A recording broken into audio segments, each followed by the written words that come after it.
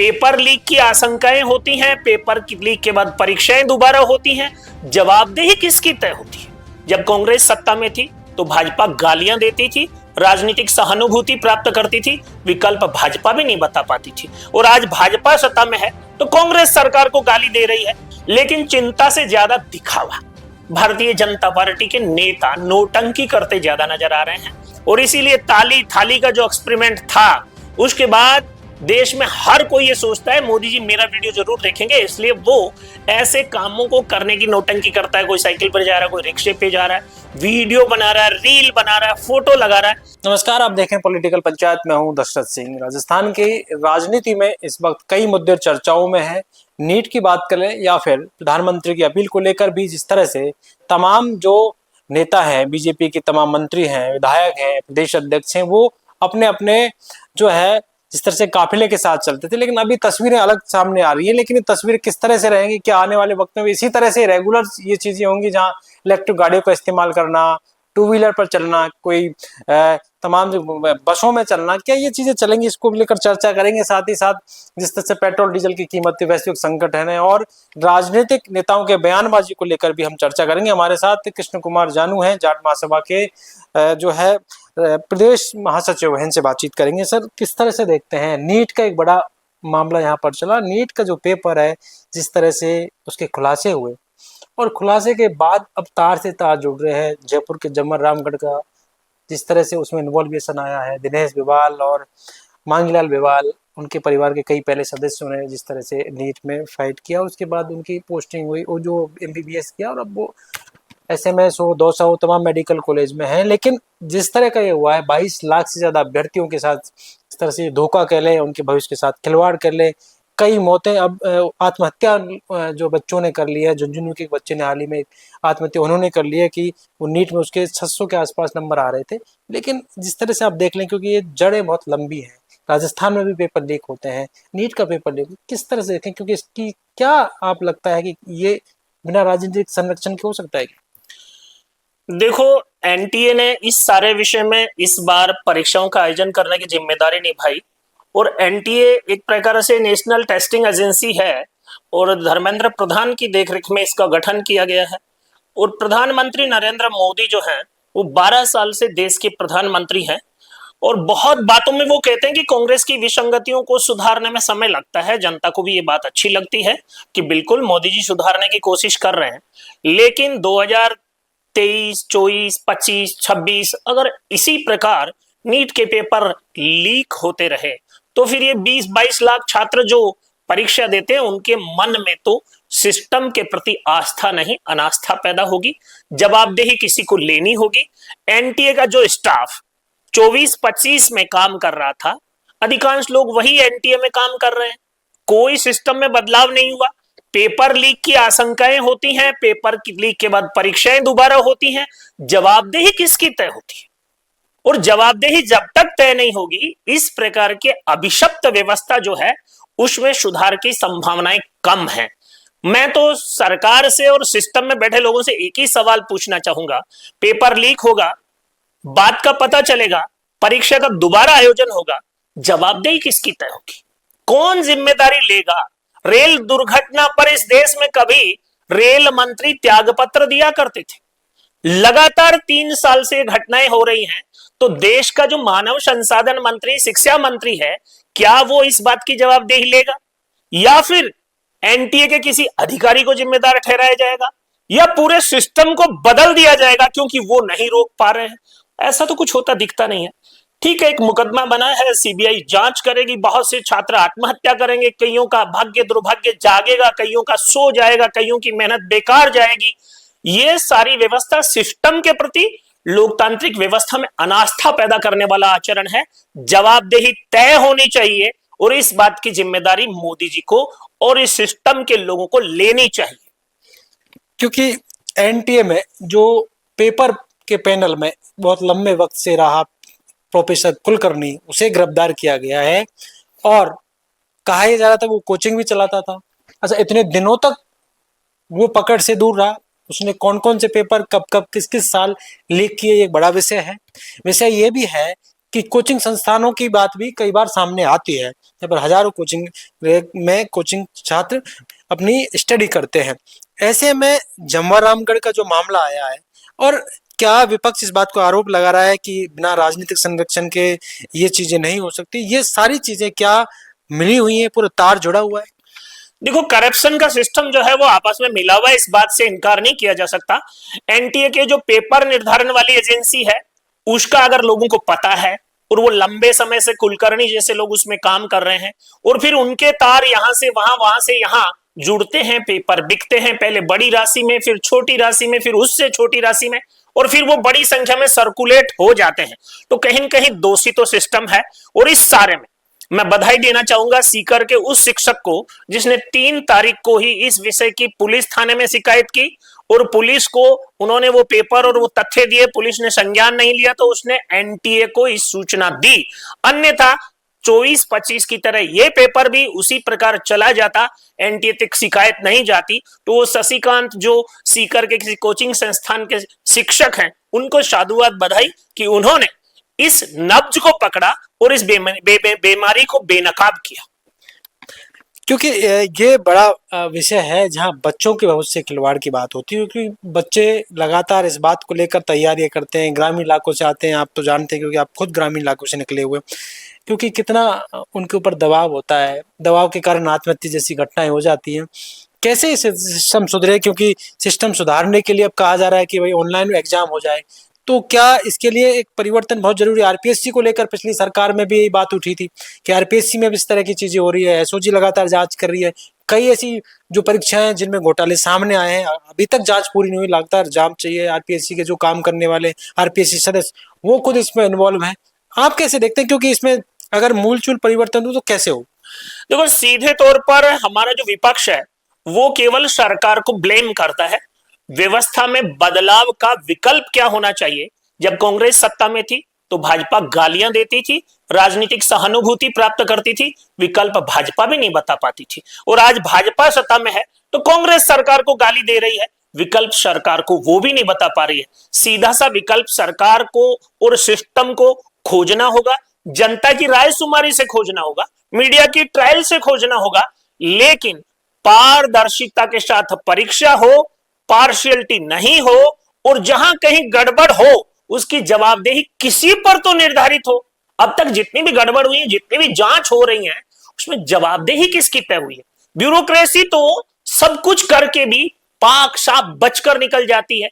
छोटे छोटे कबूतर काट दिए जाते हैं, बड़े बड़े गिद्ध उड़ते रहते हैं। ये जो खेल है, अभी सीबीआई की टीम ने जिसको गिरफ्तार किया है अभी 2026 वाली परीक्षा के आरोप में, वो मीडिया को सीबीआई की गाड़ी में बोल रहा है कि हमें फंसाया जा रहा है, बड़ों को बचाया जा रहा है। ये इस बात का संकेत है कि जवाबदेही और जो समस्या है उसके लिए उत्तरदायी कौन है, इसका निर्धारण जब तक नहीं होगा, जनता को सिस्टम पर भरोसा नहीं होगा। तस्वीरों को लेकर बहुत चर्चाएं हो रही। देखो, तस्वीरें एक सामान्य सिस्टम है। मोदी जी ने इस देश को एक चीज दी है, सेल्फी। और मोदी जी पहले जब स्टार्ट हुए थे तब से अब तक, अब तो हर नेता को सेल्फी का जो विषाणु है वो घेर चुका है, हर कोई हर किसी के साथ सेल्फी ले रहा है। अभी तो इस प्रकार के अपराधी जो हैं उनकी सेल्फियों पर हम आरोप और चर्चा करते हैं, जैसे कांग्रेस अभी कर रही है कि भाजपा नेताओं के साथ फोटो है, तो भाई तुम्हारे उसकी तो कांग्रेस नेताओं के साथ भी मिलेंगी। फोटो आरोप निर्धारण नहीं करता है। अब तो महिलाएं भी पुरुषों के साथ सेल्फी लेती हैं, पुरुष महिलाओं के साथ सेल्फी लेते हैं। आने वाले समय में और प्रकार की घटनाओं में भी और प्रकार का चरित्र हनन सेल्फियां बन सकती हैं। इसलिए सेल्फी के विषय में भी अब संवेदनशीलता दिखाने की जरूरत है। देखिए, ये एक विषय था लेकिन इसी से विषय जुड़ा हुआ है। हालांकि ये, क्योंकि अभी जो घटना कोटा में होती है, कोटा में ये कहा जा रहा था कि जिस तरह की लापरवाही रही कोटा में, डॉक्टरों की लापरवाही कर ले, सिस्टम की लापरवाही कर ले, कई गर्भवती महिलाओं की मौत हो जाती है। किस तरह से देखते हैं कि क्या इस तरह की घटनाएं वो डॉक्टरों की लापरवाही है, सरकार का सिस्टम फेल है, क्या है? देखो, सीधे तौर पर धरती पर डॉक्टर को भगवान के बाद दूसरा भगवान माना जाता है, लेकिन हमारे देश में पता नहीं क्यों, किस परिवेश से ये संस्कार आया है कि मेडिकल व्यवसाय बन गया है। शिक्षा और चिकित्सा अब सेवा नहीं, बिजनेस बन गए हैं। शिक्षा माफिया खड़ा हो गया है, मेडिकल ड्रग माफिया खड़ा हो गया है और उसका दुष्परिणाम समाज को भुगतना पड़ रहा है। संवेदना शून्य होकर व्यापार के लिए काम करना शिक्षा के क्षेत्र में और चिकित्सा के क्षेत्र में अभिशाप माना जाता था, लेकिन अब ये तो बिजनेस की सफलता का पैमाना है। कौन कितना गड़बड़ करके बच जाता है, कितना माल इकट्ठा कर पाता है। इसलिए जो सामाजिक सरोकार और संस्कार के विषय है वहां काम करने की जरूरत है, अन्यथा तो ये विसंगति बड़ी तेजी से लोगों को अपने आगोश में लपेटती जा रही। देखिए, प्रधानमंत्री ने एक अपील की, आपने भी सुना होगा, क्योंकि किस तरह से उन्होंने कहा कि विदेश नहीं जाना चाहिए, अभी एक वैश्विक संकट है, पेट्रोल डीजल कम इस्तेमाल करें, इलेक्ट्रिक वाहनों से जाएं, सोना नहीं खरीदें, ऐसी कई चीजें उन्होंने कही। और अब जो तस्वीरें आ रही है, चाहे वो मंत्री हो, विधायक हो, मुख्यमंत्री हो, तमाम की तस्वीरें सामने हैं, जहां पर कहा जा रहा है कि काफिले कम हो गए हैं, कई की तस्वीरें आ रही है कि वो गाड़ियों में जा रहे हैं। तो क्या ये सिस्टम चलना चाहिए या फिर एक दो दिन की सिर्फ फोटो वीडियो के लिए? देखो, वैसे तो देश हित में प्रधानमंत्री ने बात कही है। इससे पहले भी एक देश के प्रधानमंत्री ने जब देश में खाद्यान्न संकट था तो सोमवार का उपवास रखने की अपील की थी और देश की जनता ने सोमवार का उपवास रखना शुरू किया था। होटल ढाबे भी सोमवार को बंद रहते थे। अब प्रधानमंत्री जी ने एक तो विदेश यात्रा का इश्यू उठाया है, एक गाड़ी का पेट्रोल डीजल का उपयोग कम हो इसका विषय उठाया है, सोने की खरीद का विषय उठाया है और एडिबल ऑयल खाने के तेल का कम उपयोग करने का विषय उठाया। ये वो सारे विषय हैं जिसमें बड़ी मात्रा में भारत की विदेशी मुद्रा खर्च होती है। तेल में होती है, सोने में होती है, एडिबल ऑयल में होती है और विदेश यात्राओं के घूमने में भी बड़ी मात्रा में हमारी विदेशी मुद्रा जो है खर्च होती है। बड़ी संख्या में लोग विदेश जाएंगे तो बड़ी संख्या में विदेशी मुद्रा भी लेकर जाएंगे। तो इन बातों का जो सुझाव प्रधानमंत्री ने दिया है वो विदेशी मुद्रा का जो हमारा भंडार और कोष है उसके संरक्षण के लिए दिया है। देश के लोगों का कर्तव्य है, उसकी चिंता करनी चाहिए, लेकिन चिंता से ज्यादा दिखावा भारतीय जनता पार्टी के नेता नोटंकी करते ज्यादा नजर आ रहे हैं। अब वो सुरक्षा के काफिलों को कटौती करके क्षणिक वाहवाही ले रहे हैं। अगर कल को कोई लापरवाही हो गई, मोदी जी की सुरक्षा में वाहनों की एक संख्या घटाई गई है, ये कोई अच्छा संदेश नहीं। कोई छोटी सी भी चूक अभिशाप बन सकती है। तो इसलिए आप व्यवस्था संचालन के लिए जो एसपीजी की गाइडलाइन है उसका पालन कीजिए। आपके नीचे के लोग जो नोटंकी कर रहे हैं वो चलेगा, लेकिन जहां सुरक्षा जरूरी है और जो हिटलिस्ट में है उनकी सुरक्षा में इस नाम पर की बचत करनी है और मोदी जी को दिखाना है। ईमानदार बात तो ये कि मोदी जी ये सब बातें छोड़कर चले जाते हैं, फॉलो अप नहीं करते हैं, देखते नहीं है। और इसीलिए ताली थाली का जो एक्सपेरिमेंट था उसके बाद देश में हर कोई ये सोचता है मोदी जी मेरा वीडियो जरूर देखेंगे, इसलिए वो ऐसे कामों को करने की नौटंकी करता है। कोई साइकिल पर जा रहा है, कोई रिक्शे पे जा रहा है, वीडियो बना रहा है, रील बना रहा है, फोटो लगा रहा है। ये सस्ती लोकप्रियता है, उसके प्रति दिखावा ज्यादा है, काम कम है। जनता संवेदनशील है, सब कुछ समझती है, पर लोग पता नहीं क्यों जनता को नासमझ समझते हैं। और जनता की जो समझदारी है उसका पैमाना यही है कि अब इस देश में जनता ने बंगाल में समझ लिया था कि ममता जो है वो बंगाल के लिए हानिकारक है, तो 215 से 80 पर ला दिया और भाजपा 77 से 207 चली गई। ये जनता के ही फैसले हैं। इसलिए जनता को मूर्ख बनाने, नादान समझने और हमारे द्वारा किए गए कृत्य से जनता हमारे साथ हो जाएगी कि सोच रखने वालों को सावधान रहने की जरूरत है। पिछले दिनों केरल का चुनाव हुआ, वहां पर सीएम बनाया गया और नया फेस दिया गया है इस बार, जिस तरह से केसी वेणुगोपाल की चर्चाएं चल रही थी। सचिन पायलट पर्यवेक्षक बनाए गए थे, लेकिन इसका असर राजस्थान की कांग्रेस पर आप कैसे देखते हैं? देखो, सचिन पायलट कांग्रेस के बहुत नैसर्गिक लीडर हैं। उनके फादर भी कांग्रेस के बड़े नेता रहे हैं, देश के गृह मंत्री रहे हैं। और सचिन पायलट के फादर ने, सचिन पायलट की जो शादी लव मैरिज हुई वो कश्मीर के मुख्यमंत्री फारूक अब्दुल्ला की बेटी से हुई। तो ये बात का यह प्रमाण है कि भाई इस देश में सचिन पायलट और उसके परिवार की जो बैकबोन सपोर्ट है वो बहुत स्ट्रांग है। और सचिन पायलट राजस्थान में जब प्रदेश कांग्रेस के अध्यक्ष थे, वसुंधरा जी की सरकार के खिलाफ सड़क पर संघर्ष करके सरकार बदलने में अपने नेतृत्व में सफल रहे। चाहे बाद में वो मुख्यमंत्री नहीं बन पाए, अशोक गहलोत बाजी मार ले गए, लेकिन अब भविष्य की राजनीति में राहुल गांधी के साथ जो युवा चेहरे थे, चाहे वो महाराष्ट्र से देवड़ा थे, चाहे मध्य प्रदेश से ज्योतिरादित्य सिंधिया थे, जतिन प्रसाद से, सब छोड़कर भाजपा में चले गए। एकमात्र सचिन ऐसे चेहरे हैं कांग्रेस के युवा चेहरों में से जो सचिन के साथ लगे हुए हैं। और अशोक गहलोत मानेसर की घटना को बार बार केवल इसलिए उठाते हैं कि आलाकमान को ध्यान में ला दिया जाए कि सचिन ने ये गलती की भी है, पर वो ये भूल जाते हैं कि जब यहां पर खड़गे और दिल्ली वाले वो जो माकन आए थे, तब धारीवाल के घर पर मीटिंग हुई थी, आपके घर पर नहीं हुई कांग्रेस एमएलए की मीटिंग। तो आप भी कम नहीं हो और वो भी कम नहीं है, पर भारतीय जनता पार्टी सचिन पायलट की चर्चा टोंक में जाकर इसीलिए करती है कि इन चर्चाओं से वो ये संदेश देना चाहती है कि कांग्रेस की फूट बनी रहे। इसलिए भाजपा का हर नेता सचिन के विषय पर, और हनुमान बेनीवाल भी सचिन की चर्चा करते हैं, उसका कहते हैं कि राजस्थान में कांग्रेस बीजेपी के पास सबसे बड़ा गुर्जर नेता कौन है, तो सचिन पायलट की चर्चा होती है। इसके पीछे हनुमान की सोची समझी रणनीति है, क्योंकि नागौर लोकसभा में सचिन के 2 युवा मित्र लगातार 2 बार विधायक जीत कर आए, रामनिवास गावड़िया और मुकेश भाकर। और मुकेश भाकर की शादी में जो स्टारडम उभर करके आया, उसके बाद तो हनुमान बेनीवाल को वक्तव्य देना पड़ा था कि अंतरजातीय विवाह नहीं होने चाहिए। तो ये सब पॉलिटिकली जो डर है, उससे डर कर करने वाले एक्ट हैं। भाजपा भी वो कर रही है, हनुमान भी वो कर रहा है, और अशोक गहलोत भी कह रहा है आ जाओ फोटो खिंचा लो, बाद में कहो मत कि साथ नहीं है, ये नहीं। मतलब कुल मिलाकर के सचिन पायलट जब से केरल के प्रभारी बनकर गए हैं, आलाकमान उनको वेटेज दे रहा है। उसके बाद राजस्थान की राजनीति में उनको लेकर चर्चा और संशय होना जरूरी है। पर सचिन पायलट जिस धीरज के साथ, जिस शालीनता के साथ, जिस शिद्दत के साथ अपनी राजनीति कर रहे हैं, उसमें वो ना तो कांग्रेस के नेताओं की परवाह और कूटनीति को समझते हुए, सुलझाते हुए आगे बढ़ रहे हैं। हनुमान बेनीवाल से उनका कोई बहुत ज्यादा नजदीकी रिश्ता रहा नहीं है। हनुमान ने उनको कई बार ऑफर दिया, वो माने भी नहीं है। और भारतीय जनता पार्टी तो आपको पता है वॉशिंग मशीन की भूमिका में है। अगर सचिन आ जाएंगे तो कांग्रेस कमजोर हो जाएगी, लेकिन आने के लिए जिस प्रकार का फैसला भारतीय जनता पार्टी ने हेमंत बिश्व शर्मा जो कांग्रेस के नेता थे लाए और मुख्यमंत्री बनाया, बिहार में चौधरी को लाए और मुख्यमंत्री बनाया है, अब बंगाल में जो है शुभेंदु अधिकारी को लाए और मुख्यमंत्री बनाया है, तो ले आओ सचिन पायलट को बना दो मुख्यमंत्री, भजन लाल जी को मुख्यमंत्री बना दो, महाराष्ट्र की तर्ज पर कर लो प्रयोग। देवेंद्र फडणवीस भी तो मुख्यमंत्री से उप मुख्यमंत्री बने थे। भारतीय जनता पार्टी साहस दिखाए तो ये सब हो सकता है, लेकिन राजस्थान के संदर्भ में इतने साहस की और इतने दुस्साहस की चर्चा नहीं हो पाएगी। भाजपा भी केवल बातों के लिए बातें करती है। ईमानदारी से राजस्थान की राजनीति में आने वाले चुनाव में चर्चा होगी। गुर्जर समाज गुर्जर को मुख्यमंत्री देखेगा, मीणा समाज मीणा को मुख्यमंत्री देखेगा, जाट समाज जाट को मुख्यमंत्री देखेगा, और अब तो मेघवाल समाज भी कह रहा है कि आजादी के 77 साल बाद हमारा भी कोई मुख्यमंत्री नहीं बना।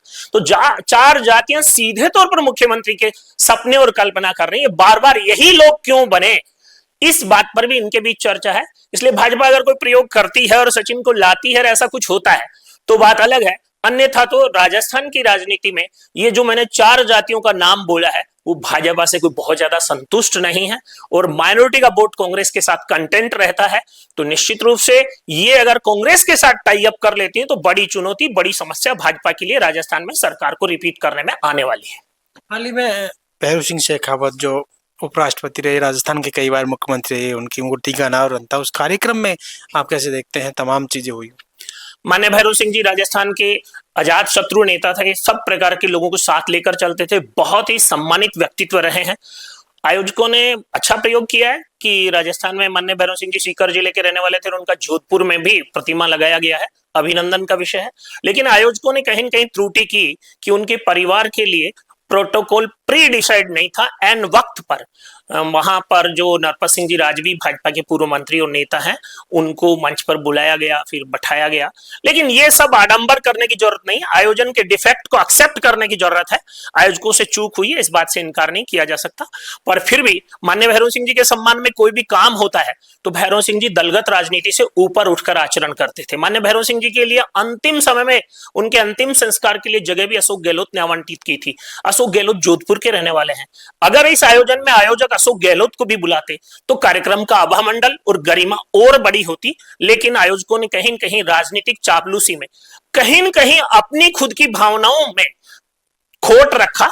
अगर केंद्रीय गृह मंत्री आ रहे थे तो पूर्व मुख्यमंत्री और वर्तमान मुख्यमंत्री दोनों होते तो भैरू सिंह जी के लिए ज्यादा सम्मान की बात होती, लेकिन ऐसा हुआ नहीं। ऐसा होता तो बहुत अच्छा होता। देखिए, तमाम विषयों पर हमने बात की। ये थे कृष्ण कुमार जानू, पूर्व प्रवक्ता भी रहे बीजेपी के, तमाम विषयों पर चर्चा की है और उन्होंने नीट पेपर को लेकर खुलकर कहा कि धर्मेंद्र प्रधान जो मानव संसाधन मंत्री, शिक्षा मंत्री देश के, उनको कहीं ना कहीं जिम्मेदारी लेनी चाहिए। और ऐसे में विपक्ष भी सवाल खड़े कर रहा है कि उन्हें इस्तीफा दे देना चाहिए था। ऐसे में बड़ी जिम्मेदारी उनकी है। कई बार से पेपर लीक हो रहा है। 24-25 की बात कर ले तब भी इस तरह की चीजें आई थी। हालांकि उस वक्त नीट का पेपर रद्द नहीं किया था, इस बार रद्द किया गया। दोबारा 21 जून को फिर से एग्जाम होंगी, लेकिन 22 लाख से ज्यादा अभ्यर्थी जो थे इसमें शामिल हो रहे थे, उनके साथ जिस तरह से खिलवाड़ हुआ, जयपुर के जवाहररामगढ़ का जो मामला सामने हुआ, यहाँ से जो आरोपी वो पकड़े गए हैं, तमाम जानकारियां सीबीआई की तरफ से जुटाई जा रही है। सीबीआई पूरी तरह से जांच में जुटी हुई है, लेकिन जांच कहाँ तक जाएगी वो बड़ा विषय है। एनटीए में जो कई बार उस पैनल में रहा, जो पेपर बनाते थे, उसमें प्रोफेसर कुलकर्णी, उनको गिरफ्तार कर लिया है। अभी जांच का विषय है कि किस तरह से जांच आगे बढ़ती है, कहाँ तक पहुंचती है। हालांकि जो दोनों आरोपी थी जयपुर के जवाहररामगढ़ के, वो कह रहे थे कि बड़ों को बचाया जा रहा है। आखिरकार कौन वो बड़े हैं, ये भी एक सोचने वाली बात है। कई तस्वीरें उनकी वायरल होती हैं, तस्वीरों में कई राजनेता के साथ उनकी तस्वीरें हैं, ये भी एक बड़ी बात है। लेकिन कई चीजें ऐसी हैं जिन पर सरकार को सोचना होगा। ये बहुत बड़ा विषय है जिसकी जांच के साथ साथ इसकी पारदर्शिता की जरूरत बहुत जरूरी है। राजस्थान में भी पिछली सरकार में जिस तरह से लगातार पेपर लीक हुए हैं, उनको लेकर भी बड़ी बातें हैं। कई ऐसे उनके साथ इन्वॉल्वेशन है जो आरपीएससी सदस्य हों, चाहे अधिकारी हों, उनकी गिरफ्तारियां हुई हैं। ये एक बहुत बड़ा जो है तंत्र का फैल नजर आता है, जहां पर ऐसे लोग जहां जिनकी नियुक्ति राजनीतिक तौर पर की जाती है वो भी उसमें शामिल रहते हैं। तो इस सिस्टम पर कहीं ना कहीं, छोटे सिस्टम को सुधारने की जरूरत है। और भी तमाम जो राजनीतिक विषयों पर खूब चर्चा हमारी हुई है, और कहीं ना कहीं हनुमान बेनीवाल हो जो लगातार सचिन पायलट को लेकर अन्य जो बयान देते हैं उनको लेकर कहा कि इस तरह की बयानबाजी उनकी लगातार होती है, लेकिन कहीं ना कहीं बयानबाजी से उनको ही नुकसान है। सचिन पायलट लगातार एक बड़े नेता के रूप में उभरे हैं। केरल में जिस तरह से उन्हें पर्यवेक्षक बनाया गया और जो रिजल्ट दिया वो अपने आप में बड़ी बात है। अब आने वाले राजस्थान की राजनीति में किस तरह से विपक्ष अपनी भूमिका निभाएगा, अभी विपक्ष उस तरह की भूमिका नहीं निभा पाया। 2.5 साल निकल चुके हैं। राजस्थान में जब चुनाव आएंगे तो अलग तरह के नजारा जो मिलेगा। इनका कहना है कि अलग अलग तमाम समाजों की राजनीति होगी, क्योंकि कास्ट वाइज जो राजनीति राजस्थान में बहुत ज्यादा है। ऐसे में देखना ही होगा कि आने वाले वक्त में इन तमाम विषयों को लेकर राजस्थान की जनता क्या सोचती है। ये बड़ी बात है। पॉलिटिकल पंचायत के लिए कैमरामैन राजेंद्र शर्मा के साथ दशरथ सिंह।